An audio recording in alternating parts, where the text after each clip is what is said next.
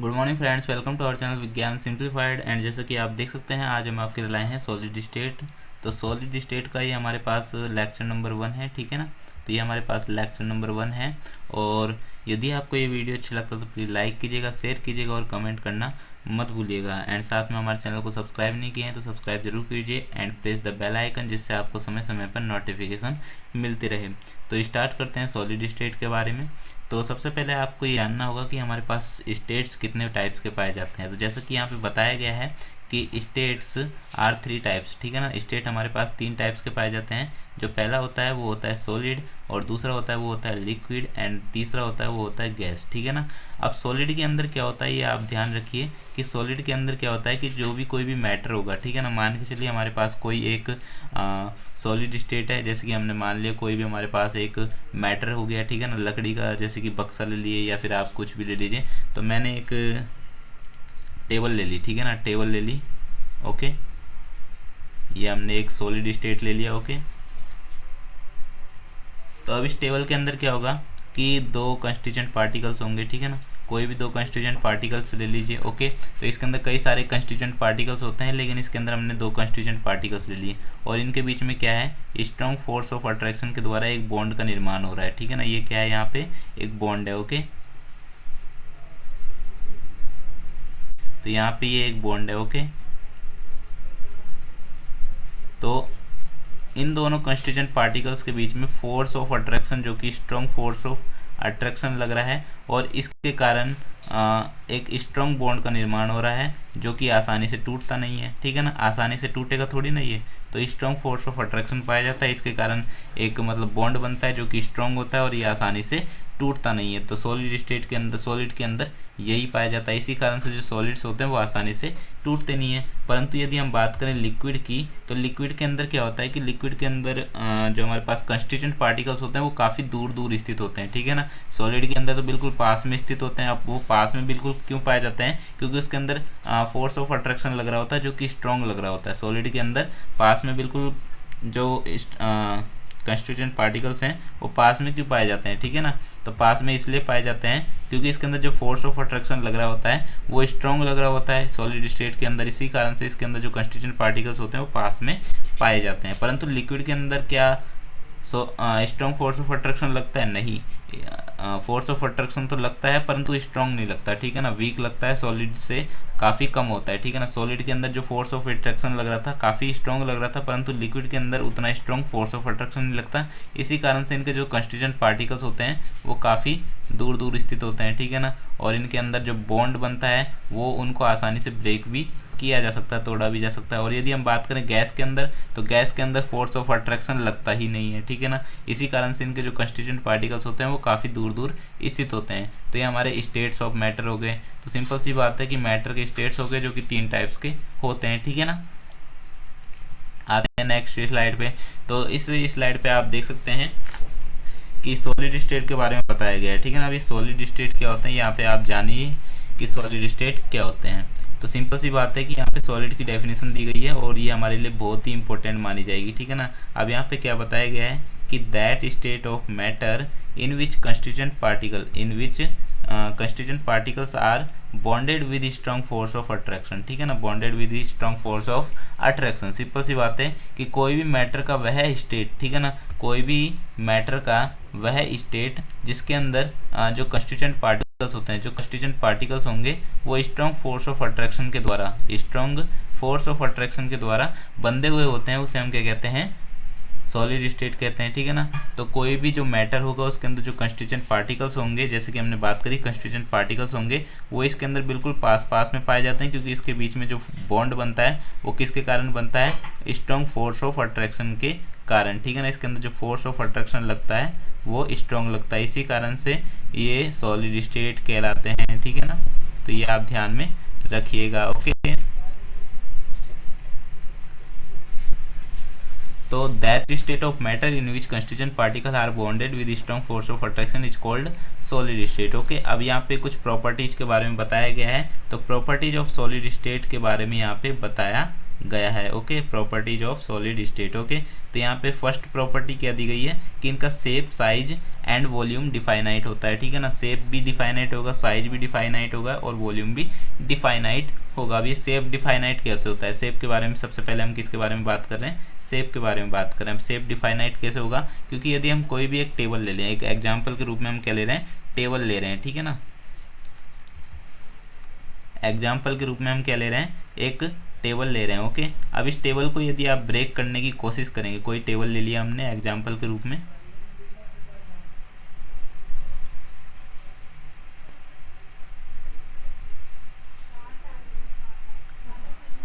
तो इस टेबल को यदि आप ब्रेक करने की कोशिश करेंगे तो ये आसानी से टूटेगा नहीं, क्योंकि हम जानते हैं कि सॉलिड स्टेट के अंदर जो कंस्टिट्यूएंट पार्टिकल्स होते हैं वो स्ट्रॉन्ग फोर्स ऑफ अट्रैक्शन के द्वारा बॉन्डेड हैं। इसी कारण से यदि इसको तोड़ने का प्रयास करेंगे या फिर ब्रेक करने का प्रयास करेंगे तो ये आसानी से टूटेगा नहीं। सिंपल सी बात है कि इसका शेप आसानी से चेंज नहीं होगा। ठीक है ना, तो सिंपल सी बात है कि इसका शेप भी डिफाइनाइट होता है और इसी कारण से साइज भी इसका डिफाइनाइट होगा। अब यदि हम बात करें वॉल्यूम के बारे में, तो वॉल्यूम में क्या होता है कि वॉल्यूम के अंदर यदि इसका वॉल्यूम मान के चलिए, कोई भी वॉल्यूम ले लीजिए कि इसका वॉल्यूम, कोई ईंट, टेबल की ही बात कर लेते हैं या फिर टेबल के अलावा हम बात करते हैं ईंट की। ठीक है ना, ब्रिक की बात कर लेते हैं। ठीक है ना, ईंटों की बात कर लेते हैं। ईंटों के अंदर क्या पाया जाएगा?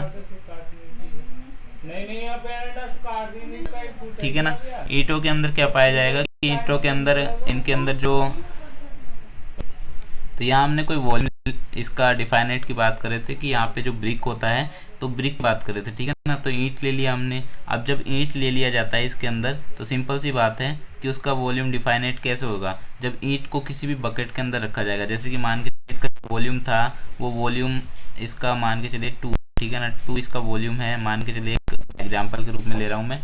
तो यदि हम इसको बकेट के अंदर रखते हैं, ठीक है ना, बकेट के अंदर यानी कि बाल्टी के अंदर रखेंगे, तो उस बाल्टी के अंदर भी इसका जो वॉल्यूम रहने वाला है वो 2 ही रहने वाला है। तो सिंपल सी बात है कि इसका जो वॉल्यूम है वो डिफाइनाइट होगा। ठीक है ना, वॉल्यूम इसका डिफाइनाइट होगा, तो इसका शेप भी डिफाइनाइट होता है, साइज भी डिफाइनाइट होता है एंड वॉल्यूम भी डिफाइनाइट होता है। अब यदि हम बात करें कंप्रेसिबिलिटी की, तो यदि इसको मतलब कोई भी सॉलिड स्टेट को यदि कंप्रेस करने की कोशिश किया जाए, दबाने की कोशिश की जाएगी, तो वो कंप्रेस आसानी से नहीं होंगे। ठीक है ना, कोई भी हमने सॉलिड स्टेट ले लिया और इसको यदि कंप्रेस करने की कोशिश कर रहे हैं, ठीक है ना, कंप्रेस करने की कोशिश कर रहे हैं ऊपर से, नीचे से, ठीक है ना, साइड से, तो सिंपल सी बात है ये आसानी से कंप्रेस नहीं होती है। ओके, तो इनकी जो कंप्रेसिबिलिटी होती है वो बिल्कुल लो पाई जाती है। ओके, फ्लैक्सिबिलिटी यानी कि बाहर की ओर करना, ठीक है ना, यानी कि इसको बढ़ाना। ठीक है ना, तो बढ़ाने की जो क्रिया होती है वो हमारी फ्लैक्सिबिलिटी कहलाती है। ठीक है ना, जैसे कि इसका जो साइज है, ईंट का जो साइज है हम बड़ा करना चाहते हैं, यानी कि फ्लैक्सिबिलिटी इसके अंदर देखना चाहते हैं कि कितनी है, तो वो आसानी से बढ़ेगा नहीं, क्योंकि इसके अंदर जो strong force of attraction work कर रहे हैं और इसी के कारण ये आसानी से फ्लैक्सिबिलिटी शो नहीं करता। ठीक है ना, तो सिंपल सी बात है कि इसकी फ्लैक्सिबिलिटी भी लो पाई जाती है। अब यदि हम बात करें डिफ्यूजन की, ठीक है ना, इनका डिफ्यूजन भी लो होता है। अब डिफ्यूजन लो क्यों होता है? सिंपल सी बात है कि यदि हम बात करें कि कोई भी हम सॉलिड स्टेट ले लें, ठीक है ना, और एक बात करें लिक्विड की, ठीक है ना, तो एक सॉलिड की बात कर रहे हैं और एक बात कर रहे हैं हम लिक्विड की। ठीक है ना,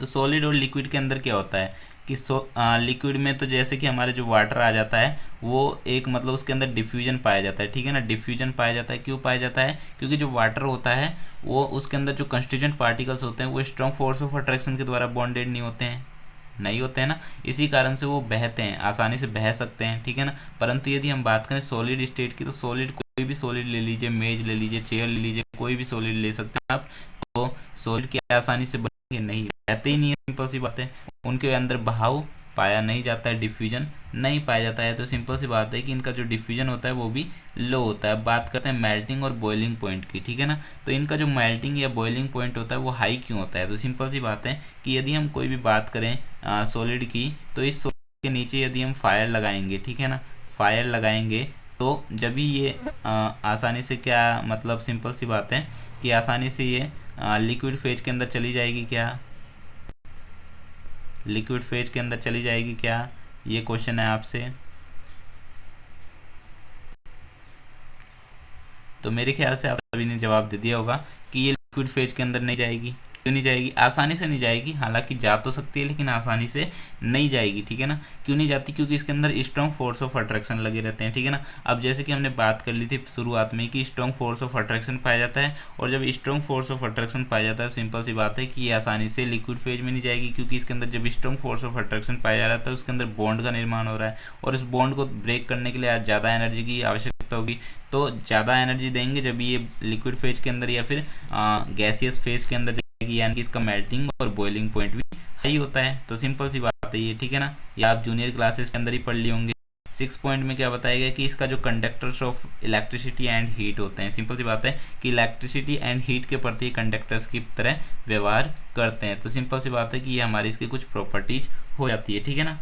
जब इसको हीट देंगे या फिर इलेक्ट्रिसिटी देंगे तो इसमें प्रोवाइड हो जाती है आसानी से, ये मतलब चले जाते हैं। तो सिंपल सी बात है कि कंडक्टर्स की तरह व्यवहार करते हैं, बिहेव करते हैं। तो हमने यहाँ पे प्रॉपर्टीज ऑफ सॉलिड के अंदर क्या देखा कि इसका शेप, साइज और वॉल्यूम डिफाइनाइट होता है, कंप्रेसिबिलिटी लो होती है, फ्लैक्सिबिलिटी लो होती है, डिफ्यूजन भी इनका लो होता है, और मेल्टिंग और बॉइलिंग पॉइंट हाई होता है, और ये कंडक्टर्स की तरह बिहेवियर करते हैं, ठीक है ना। अब यदि हम बात करें कि क्लासिफिकेशन कितने भागों में इसको क्लासिफाइड किया गया है सॉलिड्स को, तो इसको 2 पार्ट्स में क्लासिफाइड किया गया है। फर्स्ट होता है क्रिस्टलाइन सॉलिड एंड सेकंड होता है हमारे पास अमोर्फस सॉलिड, ठीक है ना। अभी क्रिस्टलाइन सॉलिड क्या होते हैं, अमोर्फस सॉलिड क्या होते हैं, इनके बारे में हम आगे जानते हैं, ठीक है ना। तो नेक्स्ट स्लाइड में क्या बताया गया है, क्रिस्टलाइन सॉलिड के बारे में एंड अमोर्फस सॉलिड के बारे में बताया गया है। तो सबसे पहले आप क्रिस्टलाइन सॉलिड के बारे में देख सकते हैं, ठीक है ना। क्रिस्टलाइन सॉलिड में क्या बताया गया फर्स्ट पॉइंट में कि regular arrangement of constituent particles are for long range. Simple सी बात है कि इसमें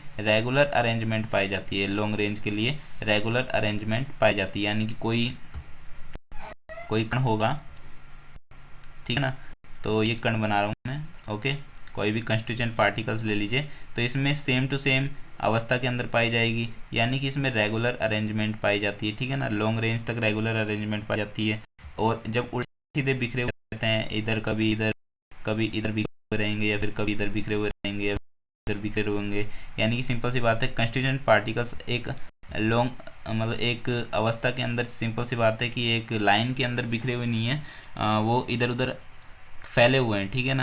तो सिंपल सी बात यह है कि वो किस के अंदर आ जाएंगे, अमोर्फस सॉलिड के अंदर आ जाएंगे, ठीक है ना। जिसके अंदर कंस्टिट्यूएंट पार्टिकल्स की एक रेगुलर अरेंजमेंट नहीं पाई जाती है, किसके अंदर आ जाता है, अमोर्फस सॉलिड के अंदर आ जाता है। और क्रिस्टलाइन सॉलिड के अंदर क्या होता है कि इसकी कोई भी कंस्टिट्यूएंट पार्टिकल्स की रेगुलर अरेंजमेंट पाई जाती है, ठीक है ना। तो ये बात ध्यान में रखिएगा आप, ओके। और क्रिस्टलाइन सॉलिड को क्या कहा जाता है, ट्रू सॉलिड के रूप में कहा जाता है, माना जाता है। सिंपल सी बात है, इसके अंदर रेगुलर अरेंजमेंट पाई जाती है, इसी कारण से इसे ट्रू सॉलिड कहा जाता है। और इसके बाद क्या बताया गया कि इनकी मेल्टिंग पॉइंट शार्प होते हैं, ठीक है ना। मेल्टिंग पॉइंट बिल्कुल शार्प पाया जाता है इसके अंदर, ठीक है ना। मेल्टिंग पॉइंट शार्प क्यों होता है, क्योंकि इसके अंदर रेगुलर अरेंजमेंट पाई जा रही है। सिंपल सी बात है, रेगुलर अरेंजमेंट पाई जा रही है, तो एक निश्चित तापमान यानी कि कोई 60 डिग्री सेल्सियस पे पिघलता है, मेल्ट होता है, तो सिंपल सी बात है वो 60 डिग्री सेल्सियस ही रहने वाला है, उससे बढ़ने वाला नहीं है, ठीक है ना। तो कोई भी सॉलिड यदि 60 डिग्री सेल्सियस पर मेल्ट होता है, तो सिंपल सी बात है क्रिस्टलाइन सॉलिड के अंदर आएगा, क्योंकि उसका शार्प होता है मेल्टिंग पॉइंट, जो कि 60 डिग्री सेल्सियस पर ही पिघलेगा और उससे ऊपर नहीं होगा। तो कोई एग्जांपल है कि 60 डिग्री सेल्सियस पर कोई सॉलिड यानी कि मेल्ट होने का काम करता है, तो वो 60 डिग्री ही रहता है, और उससे 61 भी नहीं होता और 59 भी नहीं होता, यानी कि 60 ही उसका मेल्टिंग पॉइंट रहेगा। तो वो किसके अंदर आएगा, क्रिस्टलाइन सॉलिड के अंदर आएगा। तो ऐसे सॉलिड को हम क्या कहते हैं, ट्रू सॉलिड कहते हैं, और इसका जो मेल्टिंग पॉइंट होता है वो भी शार्प होता है। अब एनाइसोट्रोपिक नेचर इनका कैसा होता है, एनाइसोट्रोपिक होता है, ठीक है ना। एनाइसोट्रोपिक का मतलब क्या होता है कि इनके यदि हम कोई भी फिजिकल प्रॉपर्टीज लेते हैं, ठीक है ना, फिजिकल प्रॉपर्टीज कुछ भी ले लीजिए आप, तो जब फिजिकल प्रॉपर्टीज को अलग अलग दिशाओं में मापा जाता है, तो इनके जो फिजिकल प्रॉपर्टीज आते हैं वो सेम नहीं आते हैं, ठीक है ना। जैसे कि हम बात करें एग्जाम्पल के रूप में कि हमने एक रेड कलर के यहाँ पे कंस्टिट्यूएंट पार्टिकल्स ले लिए, ओके।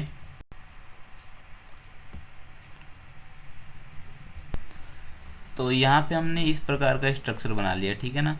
ये इस प्रकार का हमने यहाँ पे स्ट्रक्चर बना लिया, ओके। अब यहाँ पे आप देख सकते हैं कि जब हम इस लाइन में चलेंगे, ठीक है ना, इस लाइन में चलेंगे तो इसका फिजिकल प्रॉपर्टीज कुछ और आएगी, ठीक है ना। और यदि हम इस लाइन में चलें तो इसकी फिजिकल प्रॉपर्टीज कुछ और आएगी, यानी कि यहाँ पे नीले कण दिखाई दे रहे हैं, ब्लू पार्टिकल्स दिखाई दे रहे हैं, तो सिंपल सी बात है ब्लू पार्टिकल्स की फिजिकल प्रॉपर्टीज अलग है और रेड पार्टिकल्स की फिजिकल प्रॉपर्टीज अलग है। तो रेड पार्टिकल्स की फिजिकल प्रॉपर्टीज अलग आएंगी, ब्लू पार्टिकल्स की फिजिकल प्रॉपर्टीज अलग आएंगी। यदि आप ऐसे चलें तो इसमें रेड और ब्लू दोनों आ जाते हैं, ठीक है ना, रेड और ब्लू दोनों आ जाते हैं। सिंपल सी बात है इसकी फिजिकल प्रॉपर्टीज अलग आएगी। तो इस प्रकार इनकी फिजिकल प्रॉपर्टीज अलग अलग जगहों पर मापने पे, यानी कि डिफरेंट डायरेक्शन में लेने पर इनकी जो फिजिकल प्रॉपर्टीज आती है वो डिफरेंट आती है। इसी कारण से जो क्रिस्टलाइन सॉलिड होते हैं वो एनाइसोट्रोपिक होते हैं नेचर के अंदर, ठीक है ना। तो इतनी बात को आप ध्यान में रखिएगा, ठीक है। अब यहाँ पे एग्जाम्पल भी बताया गया है। एग्जाम्पल क्या दिया गया है कि इनके NaCl आ जाता है, KCl आ जाता है, यानी पोटेशियम क्लोराइड, क्वार्ट्ज और CaF2 जो हमारे पास इनके एग्जाम्पल आ जाते हैं, किसके, क्रिस्टलाइन सॉलिड के, ठीक है ना। तो इतनी बात आप ध्यान में रखिएगा। अब हम बात करते हैं अमोर्फस सॉलिड की। तो अमोर्फस सॉलिड में जैसे कि हमने बात कर लिया है कि इनकी रेगुलर अरेंजमेंट नहीं होती है, और रेगुलर अरेंजमेंट यदि हमें देखने को भी मिलती है तो वो बिल्कुल शॉर्ट रेंज के अंदर देखने को मिलती है, ठीक है ना। कंस्टिट्यूएंट पार्टिकल्स इधर उधर बिखरे हुए रहते हैं, सिंपल सी बात है इसके अंदर। तो इनके अंदर बिल्कुल शॉर्ट रेंज तक इनके रेगुलर अरेंजमेंट देखने को मिलती है, छोटी सी रेंज में ही हमें रेगुलर अरेंजमेंट देखने को मिलती है, फिर बाद में इनकी चेंज हो जाती है डायरेक्शन। तो सिंपल सी बात है रेगुलर अरेंजमेंट इनमें छोटी सी रेंज में ही देखने को मिलती है, और इन्हें स्यूडो सॉलिड कहा जाता है, ठीक है ना, स्यूडो सॉलिड कहा जाता है, और साथ में सुपर कूल्ड लिक्विड भी कहा जाता है। अब स्यूडो सॉलिड का मतलब तो आप सभी समझ गए होंगे कि ये ट्रू सॉलिड नहीं है, आभासी ठोस होते हैं, ठीक है ना। अब यहाँ पे सुपर कूल्ड लिक्विड का मतलब क्या होता है, ओके। तो सुपर कूल्ड लिक्विड का मतलब क्या होता है कि इसके अंदर द्रवों के समान बहने का गुण पाया जाता है। इनके अंदर जो हमारे